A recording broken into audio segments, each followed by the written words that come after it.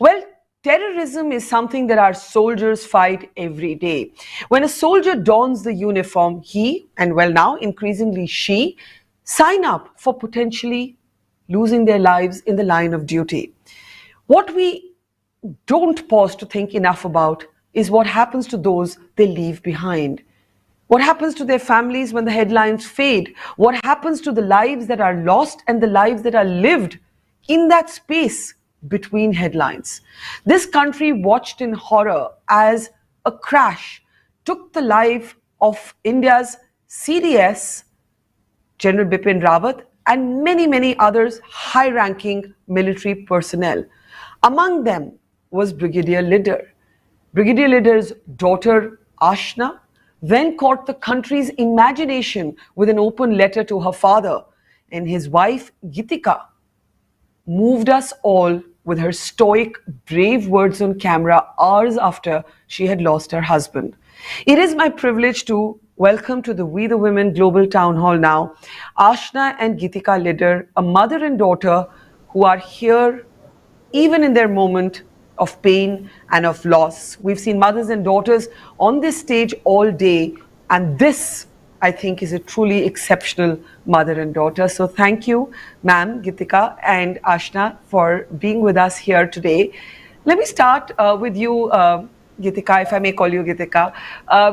You know, after Brigadier Lidder so tragically died, you actually came out and you spoke and you said, we have to give him a good farewell.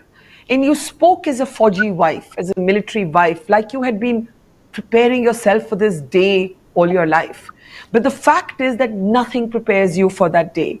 How did you appear before the cameras so soon after that tragedy and be so strong? Firstly, thank you, Barkha, for having us on this show. And yes, I think it was very early times when we were caught on camera with all that emotion that was, there was so much going on in our minds and hearts that time. But definitely for the kind of life my husband, and if you thought that anybody prepares for anything like this, no one does. No one gives this a thought, because it's always a possibility, but then you always feel that, there is God and there is justice, and you never think it happens to you. Though as a military wife, it's higher than the others. The probability is higher, but you never give this thought. You never give this moment a thought, and because you don't want to think negative, and your husband is in harm's way for all his life, so you never think negative. But when it happens, I think giving him a smiling send-off was paramount on my mind, because that's how he would have wanted to see us. He would have wanted to see us smiling and, living life the way he would have wanted it for us. So that's how I said that I'm a soldier's wife and we must give him a good send-off. But how do you smile when you don't feel like smiling and your heart is breaking? So we are doing it now. It's going to be 3 months. And I think we'll continue this way. Because sometimes being strong is the only choice you have. Yeah. Aashna, you performed your father's last rites. It's customarily, it's what a son does if there's a son, but in many homes increasingly it's the daughter stepping up to do this. You called your father your best friend and you wrote an open letter to him that broke 1 million hearts. How are you doing today? How are you doing? Firstly, hello, thank you for having us on this show, and it's an honor to be on this platform. Obviously, I think when you lose someone who was such a big part of your life, and like I rightly said, my best friend, and that's never going to change, I think it's an immense loss, and no 17-year-old is prepared for that. And I remember the initial first few days, I thought, why me? And why did I lose my dad at 17? Maybe like another 5 years, maybe I'd be more prepared when I was in college or when I was married off. But I just think you're never prepared, and you never know how you're going to live after you lose someone who was such a big part of your life. So with that being said, I think currently I'm only doing good because of my mom. And though I've strictly been told not to praise my parents too much, but I think I'm doing Who fine. told you? 1 minute. Who told you not to praise your parents? Oh, both of them. I've always Go been ahead. told. Go But ahead. I just think that if my mom would have not held fort and left everything and, drowned in sorrows and said, why me and why us, we wouldn't have been the same. So currently we're doing good because of mom, because of the family dad has left behind and the multitude of friends he's left behind. And I don't think we'd be anywhere without them. So currently I'm, that's the state. Yeah, the Forge is this one big family. The Paltan is like a parivar unto itself. But Aashna, I was really struck by something you wrote, having lost my father to COVID last year, and you said it is in the ordinary daily activities that loss hits. Sometimes you forget, and then when you remember, it hits you like a thunderbolt. Exactly, yes. And that just, when you said it hits you like a thunderbolt, I think I tell you this short story. So it had been around a month and a half to dad's death. And I remember I was scrolling through my phone and I was on call with a friend and I was just scrolling through my gallery. And suddenly I just saw a video of something I was recording, my dad say something funny or watch a funny video, something. And I just said, I'll call you later.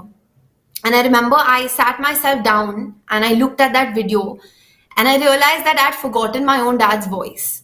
So I think that is something no one is prepared for. And you don't imagine forgetting your dad's voice. You're so used to it. And for the first few weeks, I'd sit in the drawing room at 8:15 because that's when dad would come home. So I think the bell is going to ring. The bell is going to ring. So I think you need to really prepare yourself, or comfort your own self, because the daily ordinary things which you and your dad did or which your dad did with you is a loss that is unique to you and no one else can help you with that. So I think strength only comes when you get through the daily things without him. Yeah.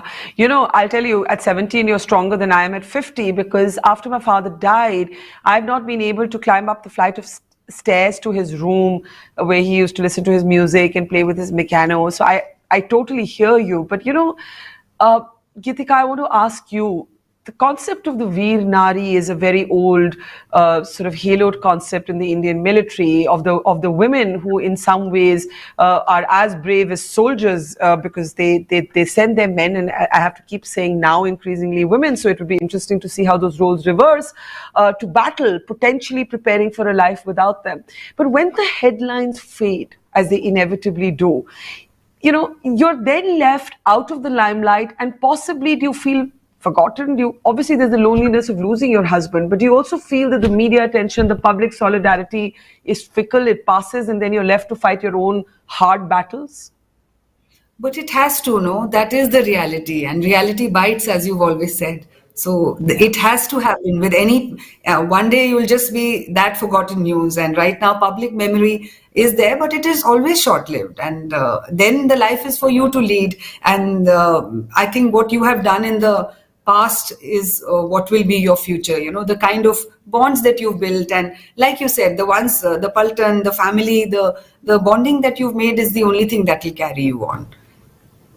What is the toughest thing now? What for you? I mean, obviously, I'm not asking. The emotional loss is a given, and you're going to live with that loss all of your life, Geetika. But in terms of the day-to-day, what next? Being strong for Aashna, what is the toughest thing for you personally? Personally, I think, I always feel grief is a mountain. There's no shortcut to it. You have to just walk through it. You can't walk around this mountain. So the only choice is to take it on head on and take it on the chin. But yeah, for my daughter, I feel is the biggest hurdle, because I only grieve when I see her, and she is all of 17, and like I teach English in the Sri Ram school. So while teaching creative writing, we teach the W's and the H. So what, when, where, why, how, and when. So everything is easy to answer. It's easy to answer the when, the what, the how. but the toughest thing is the why. So, and Yeah. why makes the story. So why makes the entire plot comes from the why. So the day you can understand the why, and the day you can go back to, your scriptures which tell you that uh, just because you did good in this life doesn't mean, life didn't come with a bargain that you are going to get it good also. So it makes it easier to understand and to explain to my child that, our family is just different now, but we are still family. So that's where the hurdle is. And this year is a tough one for her because it was full of family decisions. So, there's college, there's subjects to think of. There are many things you do as a family, which, but I think we'll do good. And somewhere above, he will be smiling down at us, and he'll take us through. Yeah, I think your stoicism and your courage has been incredible, and it's been powerful. But in some ways, Geetika, even more than you, your young daughter's articulation, the power of her words, and I know that she's a writer, she's a poet, and it shows in everything that she says and that she does. But Aashna, what do you dream of? Like, what do you think your father would want you to be doing right now as you move ahead in life? That's a tricky one, but I think my parents never put any pressure when it came to like academics or sports or anything. So obviously, like I had a bunch of classes I had to go to. I went to tennis and basketball and tuition and everything. But you take to whatever you like. There's no pressure. So I remember my mom, like every other Indian parent, would say, "Sab karke, then do UPSC." UPSC is the end of it. So they both loved saying that. But I remember dad would sometimes sit me down and say, okay, mom's going to say whatever she's going to say, and IS is great. But you do whatever you want. And as long as you're good at it, you're going to flourish, like every other parent says. And he'd always say, I'd be proud of whatever you're doing. So be good at what you do. But something which uniquely my dad said, and it stuck to me the day he said it. And he said it to me when I was in 4th, 5th. But he said being mediocre becomes a habit, and being excellent also becomes a habit. So if you're excellent, and once you're good at what you do, and once you smell success, you want to smell it again. So I think that is something I still try to stick by, and hopefully that's how it's going to be. But believe you me, Barkha, when she says it, excellent is not what she is. So this is all talk. Not that we are getting How mean? How mean? No, but really, that UPSC is that a lot of parents would want to see their kids, being bureaucrats. But tell me, the forge is never something you've dreamt about, Aashna, given how many women are now. It just, I used to love men in uniform, and now I think I love women in uniform way more. It's just thrilling to see it. It is thrilling, and it's something which even like 5 years ago we didn't expect. But it was an ongoing fight, and I'm so glad we have women in the army and everything. But no, that's not an option.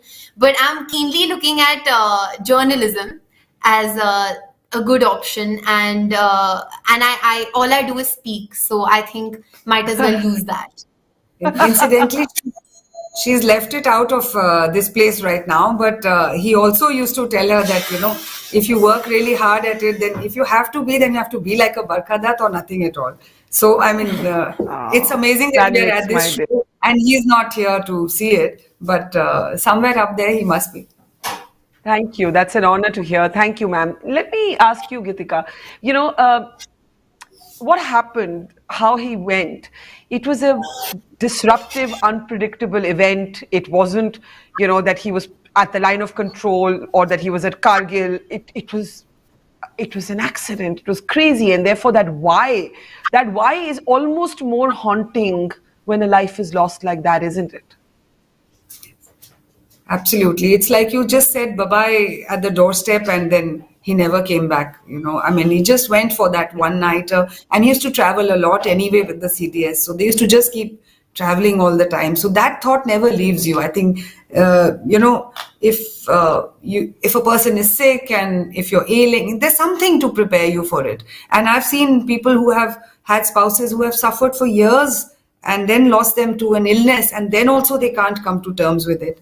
So this was bizarre. I mean, it was out of the blue, and I was taking a class when this happened. It's that thing will never leave us. I think we will live with that, and it never heals. You just carry on with it. Yeah. A lot of times people turn to each other in moments of loss because they think only that other person will understand what I'm feeling. Has that happened with, all your families obviously all knew each other anyway, you were intimately connected. But I've seen this happening, that little micro communities are formed because somewhere you feel alienated by everybody else. You feel nobody will get my pain. I mean, I don't know, Geetika, are you experiencing some of that? No, absolutely. In fact, it is a microcosm of its own, this whole thing, because there is Agnes, Colonel Harjinder's wife, there is Tarini and Kritika, who are General Robert's daughters, and the staff associated with us, the entire CDS secretariat, which mourns with us. So we ourselves have built a little family of our own, and we reach out to each other. We do some evenings together, especially when the 40 days were up. So I had called the girls and everybody home, and the entire, close-knit unit that we were, the secretariat, and we said a toast to their lives. And one of our officers there also, he and his wife invited all of us over, and we said a toast to their lives and celebrated them in whatever way we could.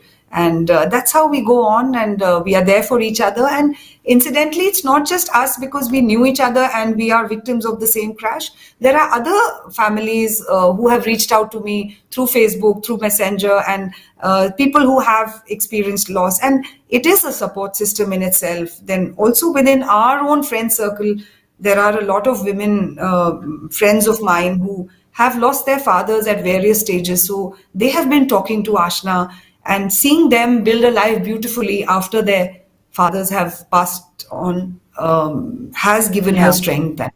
Yes. Yeah. Aashna, you're suddenly someone whose words are being deconstructed, who's being debated on Twitter. Everyone has a view. They're pulling out old videos, new videos, old posts, new posts. Was that tough for you? I mean, they didn't even leave you alone in your moment of pain. I mean, I felt really bad when that happened. So again, that's a very controversial question, but no, so forget the controversy. I'm like, because I don't want you to, I want this to be a moment where this is a cathartic conversation for you. But what I'm trying to get at is that, you're a 17-year-old now that a lot of people in the country know about. So is that like an odd feeling? Do you watch what you say? Do you feel like you're under a microscope now? So I think initially when everything happened all of a sudden, firstly, the suddenness of it is more devastating than the loss. And so I've always been very opinionated, and I've always liked to know what's going on and what are my opinions on it and everything. So I mean, when suddenly your Twitter blows up, or suddenly you deactivating it becomes a national debate or whatever, I genuinely thought I'd be devastated or affected, and a lot of people around me thought I would. But I think that's when just your faith gets restored, because I wasn't, and I didn't get affected by it at all, and I was okay with it, and that's where I think I felt that it was some strength coming from somewhere. And when it initially did happen, and I had to deactivate my Twitter because I wanted to spend time with family and everything, I think I was very well aware of the fact that there are always two sides to a coin. So if I'm going to put my opinions out there, I should be ready for hate or love. And luckily, I've got more love than hate, but I don't mind the hate. I mean, there's just some things you can't change, and that's the way they are. So to add to that, she's a soldier's daughter. She can take a lot.